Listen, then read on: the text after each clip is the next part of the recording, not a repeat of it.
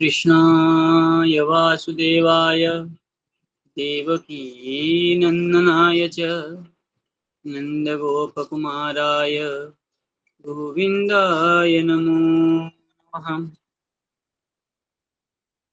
तो कल हम विचार कर रहे थे ये नैयायिकों और कणाद वैशेषिक जो गौतम न्याय और कणाद इनके विषय में विचार करते हुए ये हम विचार कर रहे थे कि जो युत सिद्धि संबंध संयोग और अयुत सिद्धि समवाय ये जो है इसके विषय में हम विचार कर रहे थे। तो ये अयुत सिद्धि और युत सिद्धि ये न्याय सिद्धांत मुक्तावली में समवाय समवाय असमवाय विचार जहां पर है वहां पर किया गया है।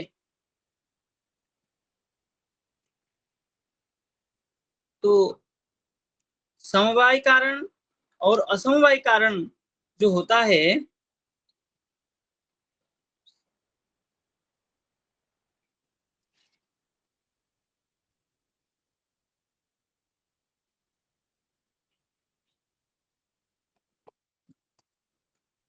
जैसे पट है, पट के प्रति समवाय कारण कौन है और असमवाय कारण कौन है इस विचार किया जाए तो कारण हमारे यहाँ तीन प्रकार होते हैं, समवायी, असमवायी और निमित्त कारण। तो ये जो समवाय कारण है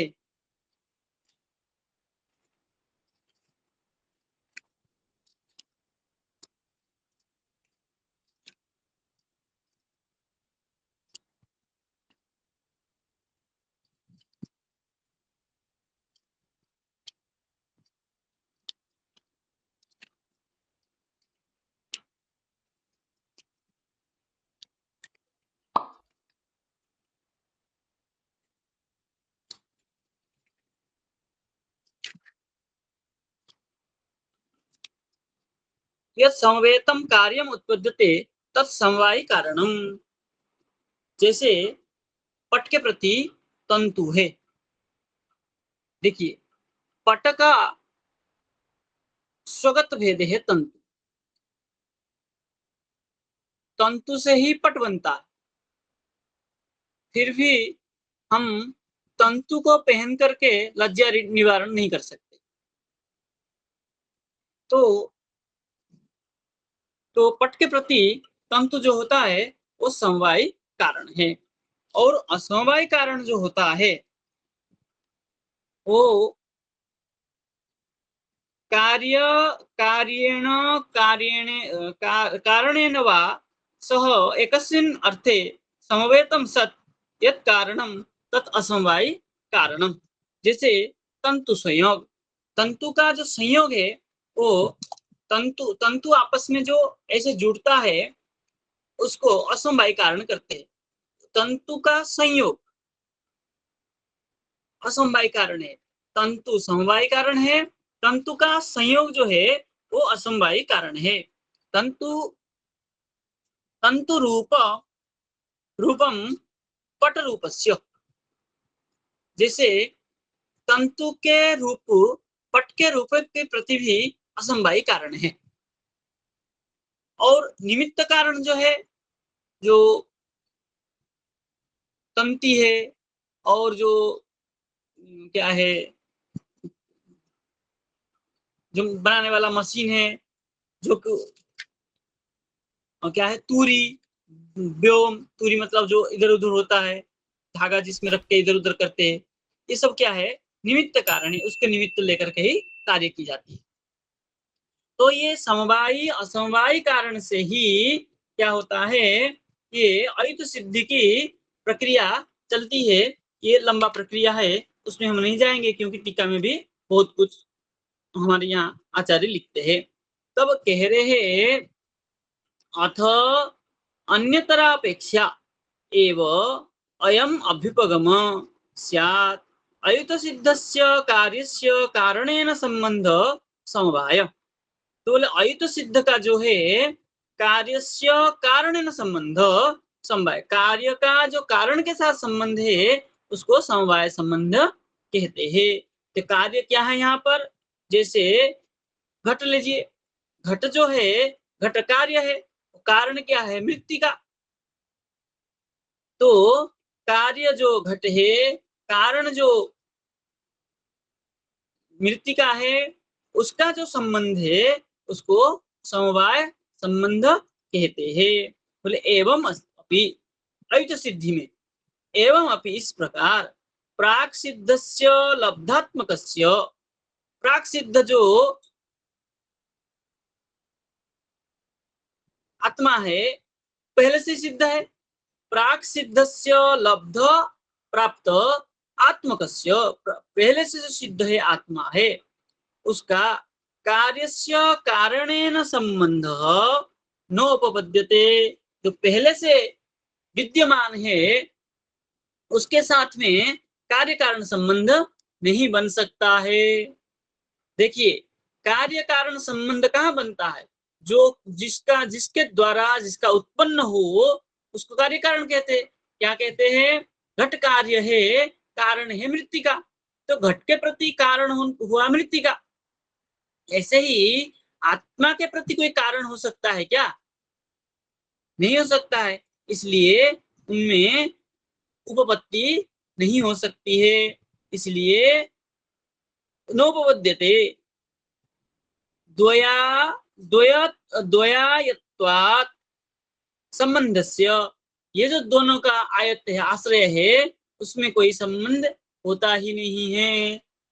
संबंध हो तब कार्य कारण होगा, तो जो आत्मा है उसके प्रति कोई कारण नहीं है। क्यों, क्योंकि वो प्राक सिद्ध है, पहले से ही सिद्ध है, पहले से विद्यमान है और आगे तक तो रहता ही, नित्य होने के कारण आगे तक तो रहता ही है।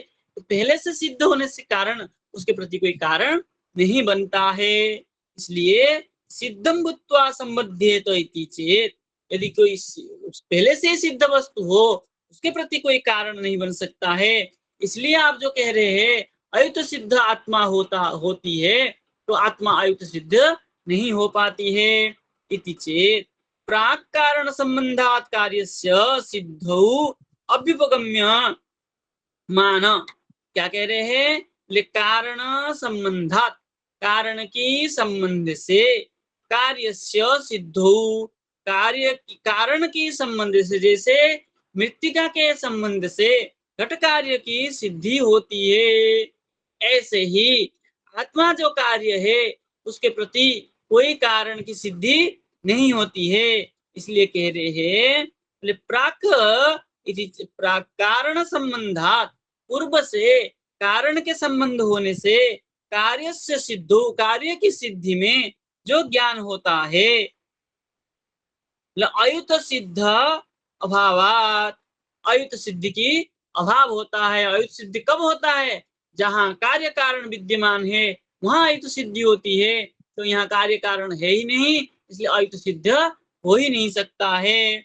इसलिए कह रहे हैं कार्य करणयो संयोग विभागो न विद्येते, कार्य कारण का संयोग और विभाग विद्यमान नहीं है आत्मा के साथ, इसलिए इति इदम उक्तम दुरुक्तम स्यात्, यदि कोई आत्मा में अयुत सिद्धि कार्य कारण भाव कहने जाए तो क्या होगा, दुरुक्तम स्यात्, दुर्लभम स्यात्, तो कभी हो ही नहीं सकता है।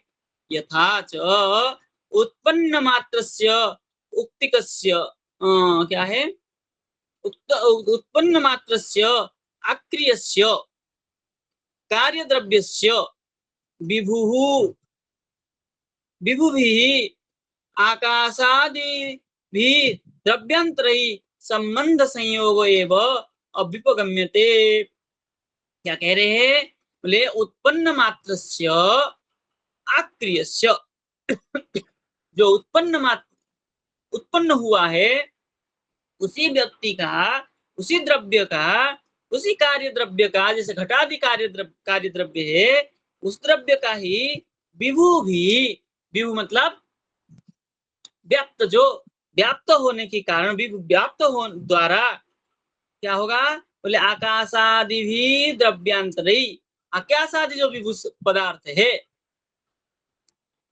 द्रव्यांतरी संबंध संयोग अभिपगम्यते। आकाश आदि जो विभू पदार्थ है उसके साथ संयोग होगा ऐसा ज्ञान होता है, किंतु न समवाय, किंतु उसका समवाय संबंध नहीं हो सकता है, क्योंकि आत्मा जो है आकाश आदि के साथ क्या है, संयोग नहीं होती है, क्योंकि जो आत्मा है वो उसका भी परिमाण विभू है और आकाश की परिमाण भी विभू है।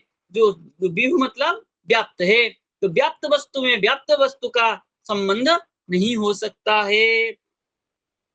एवं कारण द्रव्येणापि संबंध संयोग एव स्यात् न समवाय।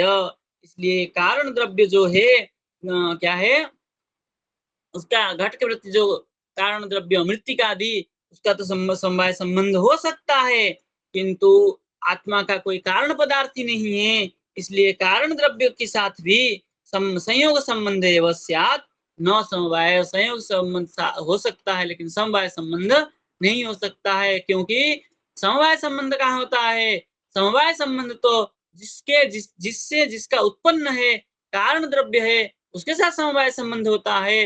घट के साथ मृत्तिका का कारण संबंध समवाय संबंध है, पट के साथ तंतु का समवाय संबंध है, किंतु आत्मा के साथ समवाय संबंध किसी का हो नहीं सकता है, संयोग हो सकता है। आकाश आत्मा के साथ किसी का संयोग संबंध हो सकता है, जैसे जीवात्मा परमात्मा में संयोग है, दोनों में संयोग हो सकता है।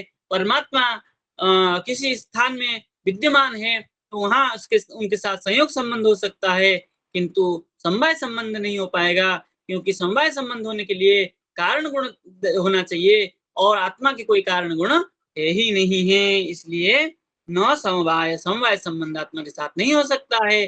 समवाय संबंध नहीं होने के कारण क्या होगा, आत्मा के साथ किसी का अयुत सिद्धि नहीं हो सकता है। तो अयुत सिद्धि जो आप कह रहे थे पूर्व पाठ में, क्या कह रहे थे कि द्रव्य गुणयोर अपृथक देशत्वे अभिपगम्यमाने यथा अथ अपृथक कालत्वम अयुत सिद्धित्वम उच्यते। अपृथक काल तक अयुत सिद्धि होती है तो अयुत सिद्धि नहीं हो सकता है। अब आगे और कह रहे हैं, क्या कह रहे हैं,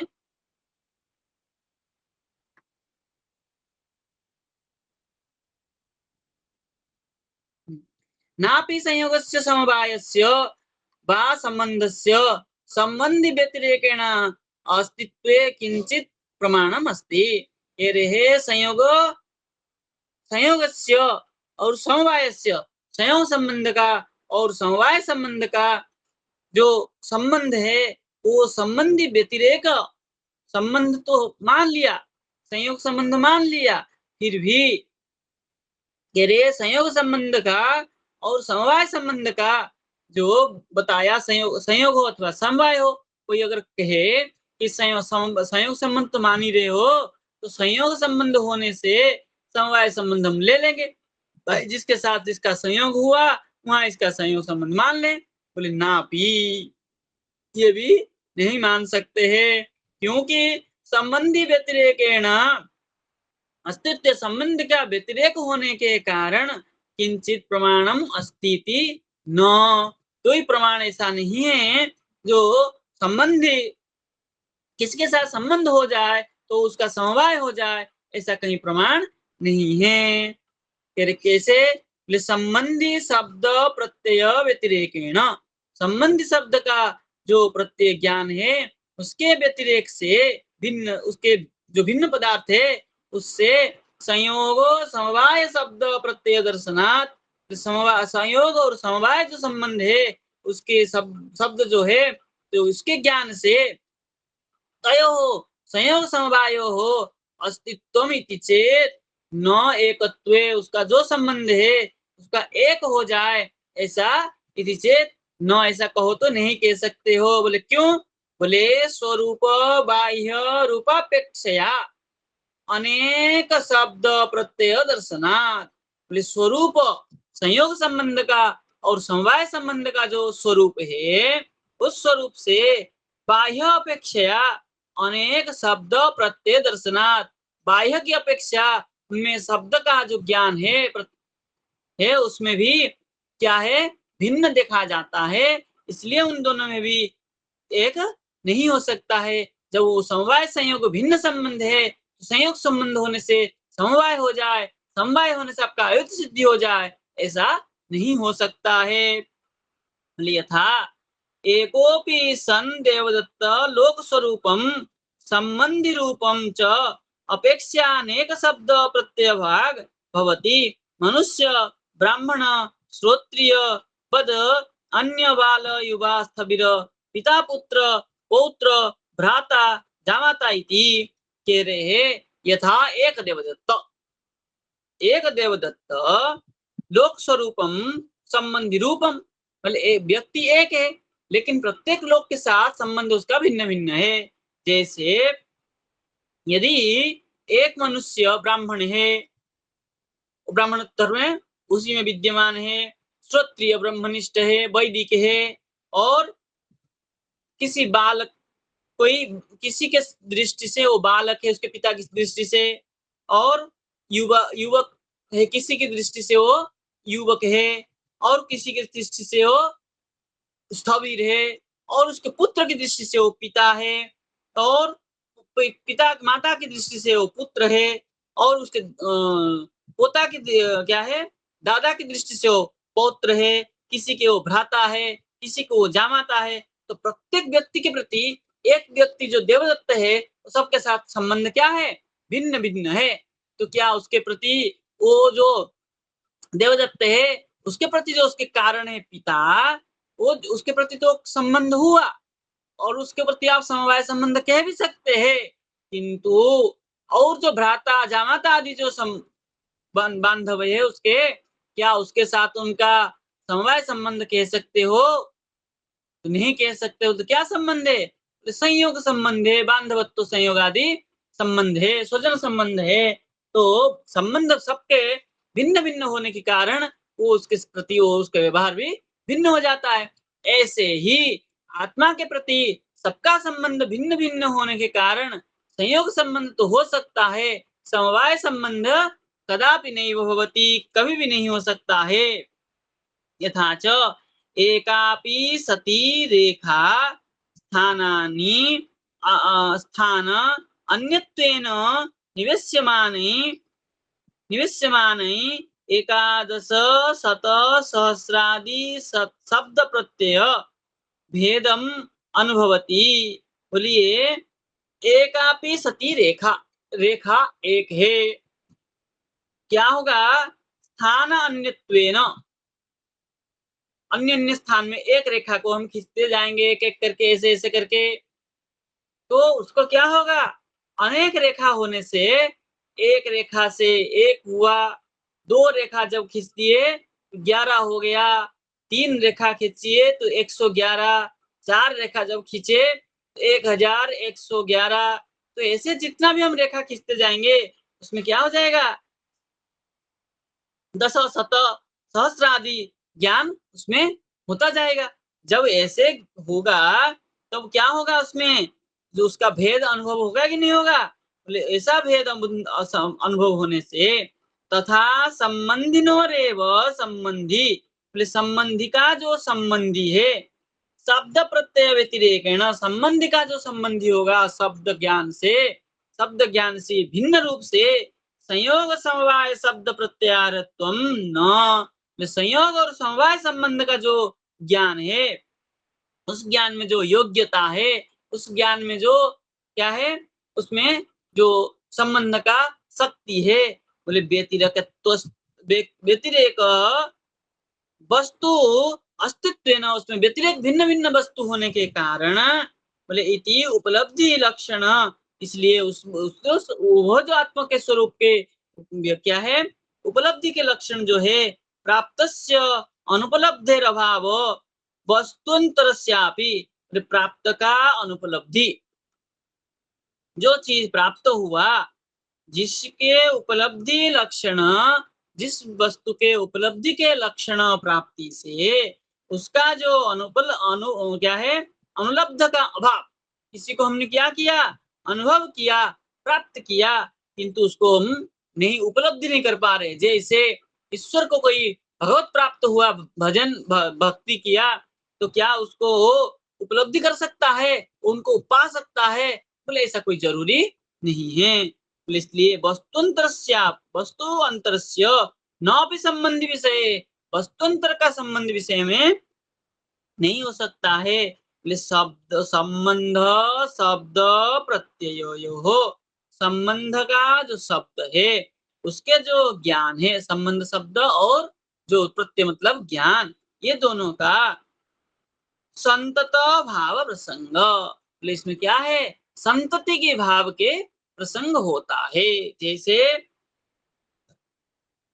स्वरूप बाह्य रूपापेक्षया इत्युक्त इत्युक्त उत्तरत्वात्, बोले स्वरूप और बाह्य रूप, किसी व्यक्ति का स्वस्वरूप और बाह्य स्वरूप, जैसे भक्त का स्वस्वरूप भिन्न होता है और बाह्य स्वरूप जो होता है संसार को जो दिखता है वो भिन्न होता है।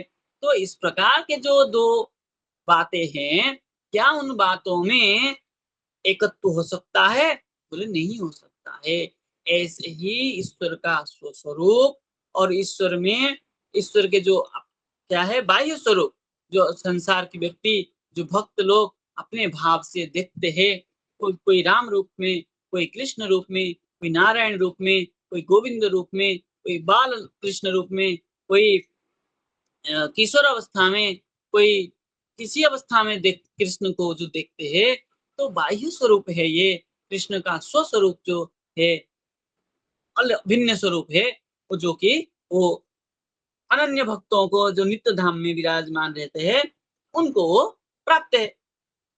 तो इसी प्रकार जो आत्मा का स्वरूप आपने कहा कि स्वरूप है, तो उसमें कोई प्रश्न शंका उठ रहा है कि उसमें कोई स्वरूप है तो किसी के साथ वो किसी का कारण होगा। भाई स्वरूप है, किसी स्वरूप वाले वस्तु का कोई ना कोई कारण होता है, तो आत्मा भी स्वरूप वाला है तो उसका कोई कारण होगा।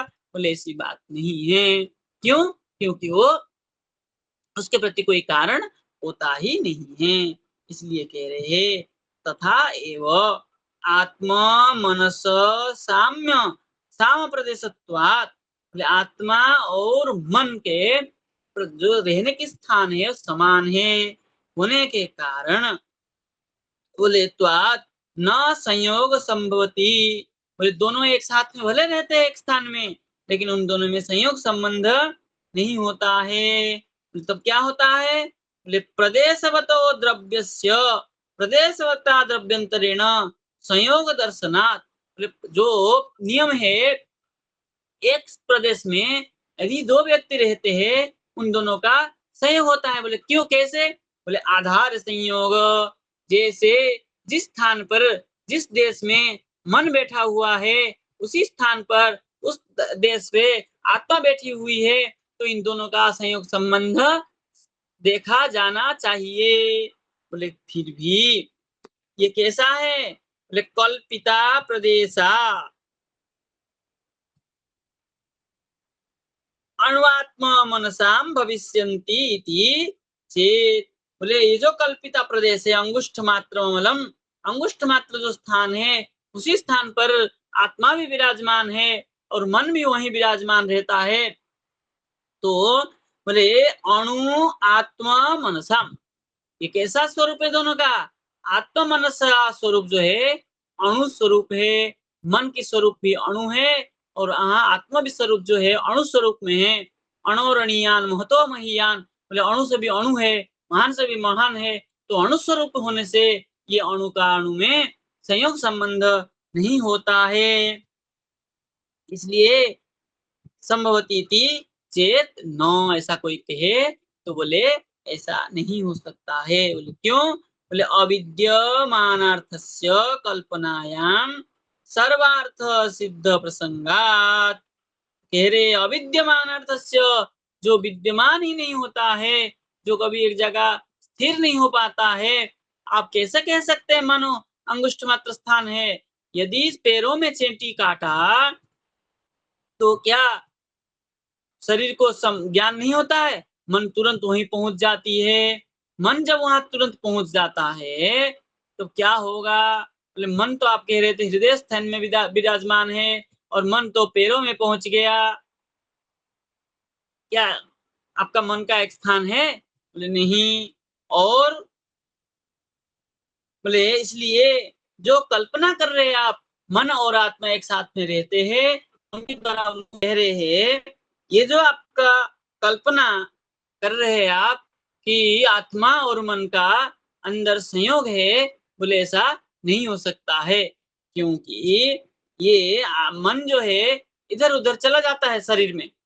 तो अब कह रहे हैं कि सर्वार्थ सिद्धि प्रसंगात, ये सर्वार्थ सिद्धि प्रसंग होने से आपका ये दोनों नहीं हो सकता है, क्योंकि कल्पना कर रहे हैं आप, तो कल्पना की सिद्धि, कल्पना की वस्तु हमेशा सिद्ध नहीं हो सकता है। इयान एव अविद्यमानो विरुद्ध अविरुद्ध वार्थ कल्पनीयो ना तो न अति क्या है अतोधिकः इति नियमे हेत्वाभावात् कल्पनायाश्च स्वायत्तत्वात् प्रभुत्व संभवाच्च। कह रहे हैं ये जो आपने बताया आत्मा और मन का, दोनों का ही क्या है, अविद्यमान है, क्योंकि दोनों अणुस्वरूप है। अणुस्वरूप होने के कारण विरुद्ध अवरुद्ध वा, ये जो कल्पना कर रहे हैं आप, ये विरुद्ध भी हो सकता है, अविरुद्ध भी हो सकता है, सिद्धांत भी हो सकता है। ये जो कल्पनीय है,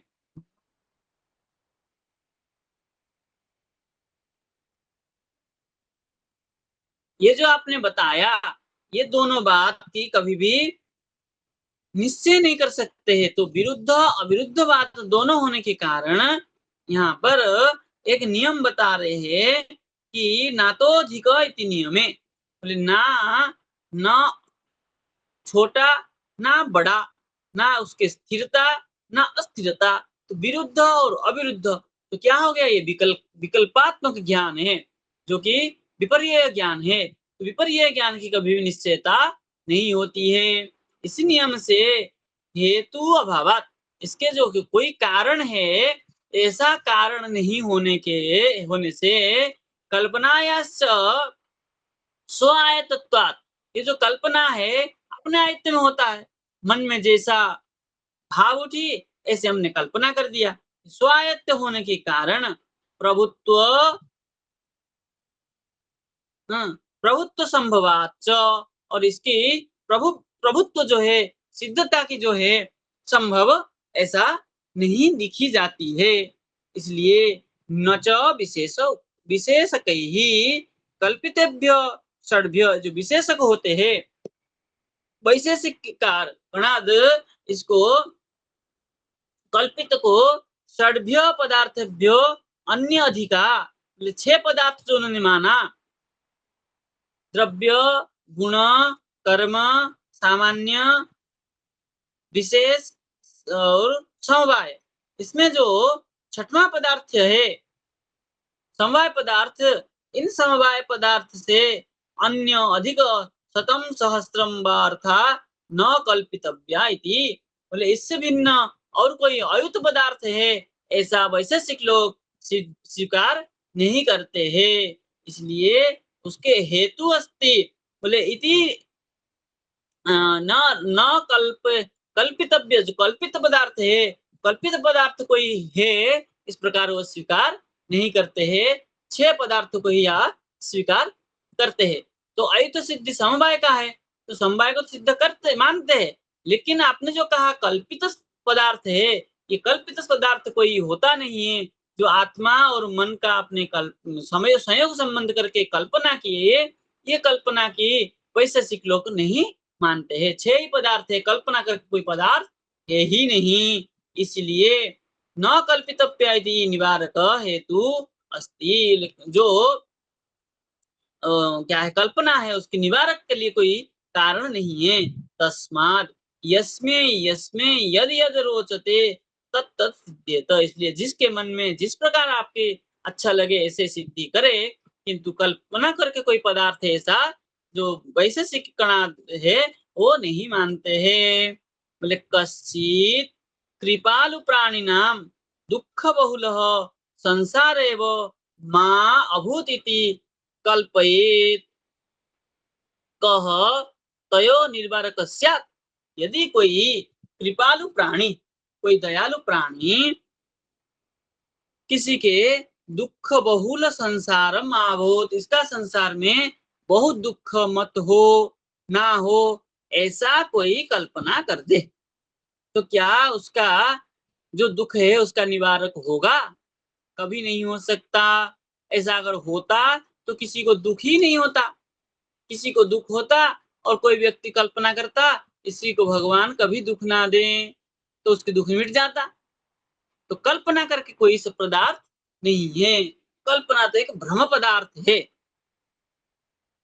इसलिए कह रहे हैं ऐसा नहीं होता है। इसलिए किंचित अन्यद्भ्याम परमाणुभ्याम निरवयवाभ्याम सावयवस्य दोणुकस्य आकाश आकाशे नैव संश्लिष्ट संश्लिष्ट अनुपपत्ति। अब कह रहे हैं इसलिए ये जो आपने दो परमाणु वस्तु अणुस्वरूप बताया है, मन और आत्मा, इन दोनों परमाणुओं का निरवयवाभ्याम कोई अवयव वाले है नहीं, हाथ पैर वाले ये नहीं है।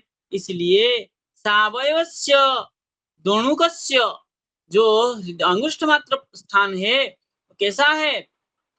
अवयव वाला है। और ये दोणुक से अणु से ऊपर है, दोणुक है। तो दोणुक होने के कारण आकाशे ने वो संश्लिष्ट अनुभवती, आकाश के साथ इनका संश्लिष्ट जो है उपपत्ति नहीं, आकाश के साथ इनका संयोग संबंध संश्लिष्ट को कोई स्वीकार नहीं करता है। न नहीं आकाशस्य पृथ्व्यादीनां च जतुकाष्ठवत् संश्लेषो अस्ति। कार्य कारण द्रव्योः आश्रित आश्रय भावे अन्यथा नोपपद्यते इति अवश्यम कल्प्य समवाय इति चेत न इतर आश्रयत्वात्। कह रहे हैं ये जो आकाश है, इस आकाश के साथ पृथ्वी आदि, पृथ्वी जल तेज वायु आदि के साथ संयोग संबंध कोई माने तो नहीं होता है। क्यों? क्योंकि आकाश जो है किसी के प्रति कारण नहीं बनता। आकाशस्य पृथ्व्यादीनां जतु काष्ठवत्, जो काठ होता है वो किसी के साथ संश्लिष्ट नहीं होता है। क्यों? जो जतु काष्ठ तो अलग कोई काठ होता है जो किसी के साथ उसका संयोग जोड़ता नहीं है, वो अलग ही रहता है। इसलिए कार्य कारण द्रव्य हो, और कार्य कारण द्रव्य और आश्रय आश्रय भाव अन्यथा नोपपद्यते। आकाश के साथ किसी का कार्य कारण भाव अथवा आश्रय आश्रित तो ऐसा होता नहीं है। इसलिए अवश्यम कल्प्य समवाय इति चेत न, यदि समवाय क्या है उसमें समवाय का आप कोई कल्पना करता है तो कह रहे हैं इसमें कि आप ऐसा नहीं कह सकते हैं। बोले क्यों? बोले इतरा इतरा आश्रयत्वाद, ये दोनों का आश्रय भिन्न भिन्न है, तो आश्रय स्थान भी एक नहीं है। इसलिए इन दोनों का अणुस्वरूप है और आश्रय स्थान भिन्न है, इसलिए इनका कभी भी संयोग संबंध हो ही नहीं सकता है। समवाय तो होता ही नहीं है, संयोग संबंध भी नहीं होगा आत्मा के साथ किसी का। अब कह रहे हैं कार्य कारणयोः ही भेद सिद्धौ आश्रिताश्रय, आश्रित और आश्रय का भी भाव सिद्धि, आश्रिताश्रय भाव सिद्धौ, बोले आश्रय भेद सिद्धि, भेद सिद्धौ, भेद की कार्य कारण का भेद सिद्धि में कार्य और कारण जी भेद सिद्ध हो जाए। जैसे कार्य हो गया घट, कारण हो गया तंतु, क्या ये दोनों में कभी भी एक होगा? कार्य कारण भाव बनेगा? क्या तंतु से कोई घड़ा बना सकता है? तो तंतु से घड़ा नहीं बन सकता है। और ऐसे ही किसी वस्तु से आत्मा नहीं बन सकता है। तो आत्मा जब किसी वस्तु में बनी, किसी वस्तु से बनी नहीं सकता है, तो आत्मा और दूसरा वस्तु भिन्न है। तो जो भेद सिद्धि हो गया, उस भेद सिद्धि में आश्रया आश्रित और आश्रय का भी क्या हो गया? भाव असिद्धि, उसमें भी कभी भी भाव की सिद्धि नहीं हो सकती, आश्रय आश्रय के भाव भी उसमें सिद्ध नहीं हो सकता है। तो क्या होगा, बोले आश्रिता आश्रय भाव सिद्धो च, यदि आश्रय आश्रित और आश्रय का भाव सिद्धि में तयोः भेद सिद्धि, उन दोनों का भेद सिद्धि हो जाए, तो बोले अब कुंडवद कुंड बदरव कुंड बदरवद इति, कुंड और बेर, किसी बेर को किसी कुंड में रखा जाए, या क्या उसमें कार्य कारण भाव बन पाएगा? क्या कुंड से बेर बना? तो ऐसा नहीं होता है। इसलिए इतरे तरह आश्रय आश्रयता स्यात्, इसमें दोनों का जो आश्रय है उन दोनों का भिन्न भिन्न है। जो बदरी है, बेर का फल है, उसका कार्य कारण जो है क्या है, बेर का पेड़ है, और कुंड का जो कारण होगा वो ईट आदि के जो बना, ईट सीमेंट आदि से जो बना है वो ईट सीमेंट आदि होंगे। दोनों के कारण भिन्न भिन्न है, तो दोनों कार्य में कभी भी आश्रय आश्रय भाव नहीं बन सकता है, कार्य कारण भाव नहीं बन सकता है। नहीं कार्य कारण और भेद आश्रित आश्रय भावो वा वेदांतवादिभिः अभ्युपगम्यते, बोले कार्य कारण रो भेद, कार्य और कारण यदि भेद हो और आश्रित आश्रय का भाव हो, ये दोनों यदि हो, तो वेदांतवादी जो वेदांती होते हैं, जो वेदांत का सिद्धांत को स्वीकार करते हैं, उसमें कारण से वह संस्थान मात्रम कार्य मात्रम अभिभवात, कार्य न की ज्ञान से कार्य की ज्ञान होता है, तो कार्य के ज्ञान से कारण का ज्ञान होता है, ऐसा वेदांती लोग मानते हैं। तो यहाँ पर तो कार्य कारण भाव ही नहीं है, इसलिए इसमें संयोग संबंध भी नहीं हो सकता है, समवाय संबंध भी नहीं हो सकता है, तो कार्य कारण भाव की कोई सवाल ही नहीं उठता है। इसलिए यहाँ पर जो कार्य कारण का जो होता है उसमें ज्ञान कर रखते हैं, इसलिए कार्यमिति अभिपगमात, जो कार्य का ज्ञान होता है, कारण का ज्ञान यहाँ नहीं होता है। बोले किंची किंच, और किसी के मत में, वेदांतियों को छोड़ करके और किसी के मत में अन्यत परमाणु नाम परिचिन्नत्वात् सावयव आस्ते, बोले अन्य जो परमाणुओं की परिचिन्न, परमाणु किसी न किसी से अगर युक्त हो जाए तब सावयव हो जाएगा। परमाणु, दो परमाणु मिले, दोनों बने, चार दोनों बने, चतुर्ण बने, चतुर्ण से पदार्थ बन जाता है, तब वो परमाणु के संयोग से बनता है। तो संयोग जो बनता है तो उसमें परमाणुओं में संयोग संबंध होता है। तो जब परमाणु के संयोग संबंध होता है तब ये जो आपका आत्मा और मन दोनों परमाणु है, तो इनमें भी संयोग संबंध हो जाएगा, ऐसा किसी के मत है। बोले सावयवत्वात् अनित्यश्चैति, बोले अगर सावयव तुम मान लोगे तो क्या हो जाएगा, अनित्य हो जाएगा। बोले अनित्य अनित्य इति चेत, अनित्यः चेति, नित्यत्व निरवयवत्व अभिपगम बाध्यते, और नित्यत्व और निरवयवत्व जो आत्मा है उसमें क्या होगा, बाध होने लगेगा। तब ये जो बाध होने लगेगा तो क्या होगा आपका, बोले आत्मा अनित्य होने लगेगी, आत्मा अनित्य हुआ तो सब आपका सिद्धांत ही खत्म हो जाएगा।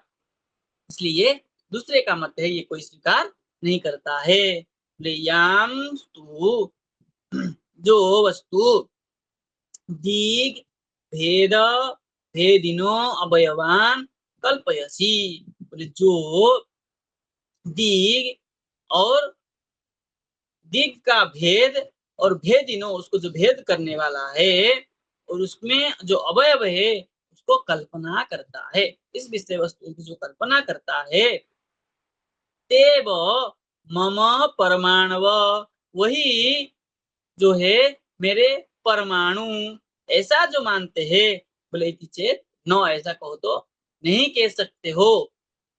बोले क्यों, बोले स्थूल सूक्ष्म तारतम्य क्रमेण, जो कह रहा है मेरा ये वस्तु परमाणु है वो स्थूल होगा, और जो परमाणु है वो सूक्ष्म होगा। बोले स्थूल सूक्ष्म तारतम्य क्रम से परम कारणा दिना कारणात विनाश उपपत्ति, उन उसको क्रम को अगर मानोगे तो परम कारण जो है उसकी विनाश की उपपत्ति होगी। तो कैसे? यथा पृथ्वी पृथ्वी दोणुकादि अपेक्षया स्थूलतमा वस्तुभूता भी, पृथ्वी जो है दोणुका की अपेक्षा स्थूल है, बड़ा है। वस्तुभूता भी, वस्तु होने पर भी क्या होता है? विनश्यति, नष्ट हो जाता है।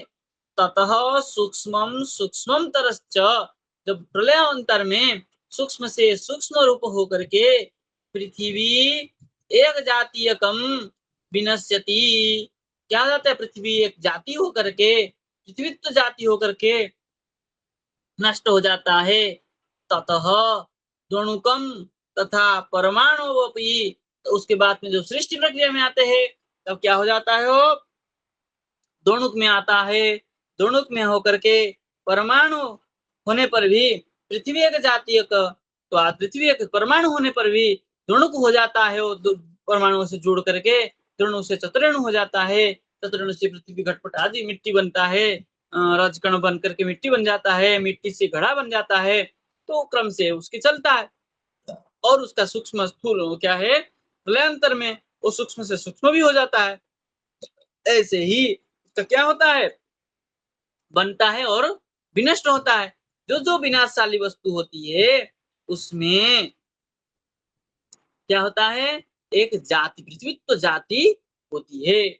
और आत्मत्व जाति भी मानते हैं, लेकिन आत्मत्व जाति जो है वो धर्म है। आत्मत्व में कोई जाति नहीं मानी जाती है। इसलिए विनश्यन्तो भी अवयव भागिनेव विनाशयन्ति इति चेत, बोले जो विनाश हो जाता है उसका अवयव भाव जो होता है वो भी नष्ट होता है। बोले इति चेत न, बोले ऐसा कहे तो नहीं कह सकते, उसमें दोष कोई दे तो नहीं कह सकते। बोले क्यों? बोले न अयम दोष, बोले ये दोष उसका नष्ट हो जाता है, समूल नष्ट हो जाता है, ऐसी बात नहीं है। तो क्या होता है? बोले यत्ता घृत काठिन्य विलय नवद अभी, जो घी है वो सर्दी में होने पर कठिन हो जाता है और गर्म में उष्णता पाने पर क्या हो जाता है? वो पिघल जाता है। उसी की जैसा विनाश उपपत्ति उपपत्ति मत ऊंचा क्या है? बोचाम अबोचाम, उसको ऐसा जानना चाहिए। जो घी है आज कठिन है, सर्दी में कठिन हो जाता है और अभी अभी गर्मी है तो पिघल जाता है। तो ये जो कठिनत्व और पिघल क्या है, तरलत्व है, क्या इसमें इसका क्या है? ये बोले ये एक उसका तापमान के अनुसार वो स्वरूप बनता है। उसमें कोई उसमें बिना विनाश हो जाता है, उसमें वो बन जाता है, ऐसी भाव नहीं है। ऐसे ही पृथ्वी का विनाश हो जाता है, बन जाता है, ऐसी भाव नहीं है। वो तो परमाणु रूप में रहता है और दोनों का आदि बन के बनता है। तो उससे क्या सिद्ध करना चाह रहे हैं आप?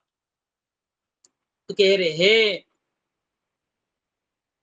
यथा ही घृत सुवर्णादीनाम अविभाज्य मान अवयवानामपि अग्नि संयोगा द्रव भावपत्या काठिन विनाशो भवति। बोले घी और सुवर्ण जो है अग्नि के ताप के संयोग से क्या हो जाता है? उसमें द्रव्यत्व और कठिनत्व की प्राप्ति होती है। तो बोले परमाणु नाम अभी विनाश होते, एवं इसी प्रकार परमाणुओं का भी परम कारण भावपत्या मूर्त्यादि विनाशो भविष्यति। बोले ऐसे ही जो परमाणु है वो परम कारण भाव होने से किसी कारण किसी निमित्त को पा करके क्या होता है? मूर्ति आदि में बन जाते हैं और किसी कारण को पा करके वो विनाश भी हो जाता है। तथा कार्यारंभे अपि न अवयव संयोगेन एव केवलेन भवति। इसी प्रकार कार्य की आरंभ में जो अवयव वाले द्रव्य होते हैं उनका संयोगेन एव केवल है न संयोग, केवल संयोग उसमें होता है। और लेकिन इसी आत्मा में इस प्रकार भाव नहीं होती है, उसमें संयोग विनाश आदि का कोई उत्पत्ति विनाश आदि का कोई भाव नहीं है। तो उसमें क्या होता है, कहीं रूप प्रकट हो जाता है, कहीं वो रूप अणुरूप में रहते हैं, इसलिए उनके साथ कोई संयोग आदि संबंध भी नहीं बन सकता है। बोले क्षीर जलादिनाम अंतरेण अभी, क्षीर दूध और पानी ये दोनों का बोले अंतर भिन्न होने पर भी क्या है ये, बोले अवयवा अवयव वाले हैं, इसलिए संयोगांतर होता है, इसलिए इनमें क्या हो जाता है, संयोग हो जाता है। किंतु दधि हिमादि कार्य, दधि और हिम बर्फ, इनमें जो है कार्यारंभ दर्शना, इनमें क्या होगा, कार्य के आरंभ जब होता है, दूध से दही और जल से बर्फ, ये जब होते हैं तो क्या हो जाते हैं, तरल से कठिन की ओर जाते हैं, ऐसा देखा जाता है। तदेवं सारत असारतर्क्य संद्रव्यत्वादि ईश्वर कारण श्रुति विरुद्धत्वात् श्रुति प्रणवैश्च शिष्टैर् मन्वादिभिः अपरिगृहीतत्वात् अत्यन्तम् एव अनपेक्षास्मिन् अस्मिन् परमाणु कारणवादे कार्यार्यै श्रेयोर्थम ऐसे सिद्धांत है। तो क्या कह रहे हैं कि उसी प्रकार जैसे जल से बर्फ, दूध से दही, ये जो आपने बताया, उसी प्रकार समार तर्क, इस प्रकार समान तर्क से द्रव्यत्वादि ईश्वर कारण, द्रव्यत्वादि और ईश्वर के जो कारण है, ये श्रुति विरुद्ध, ये ईश्वर के कारण और द्रव्यत्वादि के प्रति जो कारण दिखाया, इसमें समान तर्क नहीं होता है। इसलिए अगर कोई समान तर्क माने तो श्रुति वेद विरुद्ध वाक्य हो जाएगा। इसलिए प्रणवेश्च शिष्टै मन्वाद भी, प्रणव जो सिद्धांत व्यक्ति होते हैं क्या करते हैं, शिष्ट व्यक्तियों के द्वारा जो परिगृहीतत्वात्, जो चीज सिद्धांतों को परिग्रहण किया गया है, उन सिद्धांतों के साथ क्या है, अत्यंतम एन अनपेक्ष, उनके साथ अनपेक्ष होकर युक्त होकर के अस्मिन् परमाणु कारणवादे कार्यारे, ये जो परमाणु कारणवादी न्यायिक है, ये लोग क्या करते हैं, श्रेय अर्थ भी जो श्रेय कल्याण है उसको चाहते हैं, अकल्याण को नहीं चाहते हैं। तो इनका श्रेय कल्याण क्या है, बोले ये जो न्यायिक और वैशेषिक है, इनका द्रव्य ज्ञान ही, पदार्थ ज्ञान ही, सप्त पदार्थ ज्ञान ही मोक्ष की प्राप्ति है। तो सप्त पदार्थ में, नव द्रव्य में आत्मा आती है, तो आत्मा के विषय में सम्यक ज्ञान ही कल्याण है, सिद्धांत है, यही इनकी क्या है, सिद्धांत है। द्रव्य पदार्थ ज्ञान से ही मोक्ष है, पदार्थ ज्ञान मतलब ईश्वर ज्ञान से ही इनका मोक्ष है। तो ईश्वर ज्ञान को मोक्ष तो सब लोग मानते हैं, लेकिन हमारे यहाँ ईश्वर प्राप्ति से मोक्ष है, ईश्वर ज्ञान से मोक्ष है। ईश्वर को जान लेना ही मोक्ष हो जाना तो नहीं है। भगवत प्राप्ति, ईश्वर को प्राप्ति करना, ईश्वर के साथ संबंध बनाना ही हमारे यहाँ मोक्ष है। उनमें और उनमें हमारे इसमें इतना अंतर है, ये जानना जरूरी है। इसके बाद में और न्यायिकों की, वैशेषिकों के मतों को बताया। अब न्यायिक के मत को और विस्तार से विचार करेंगे, तो ये हम अगले पाठ में, अग्रिम पाठ में विचार रखेंगे। आज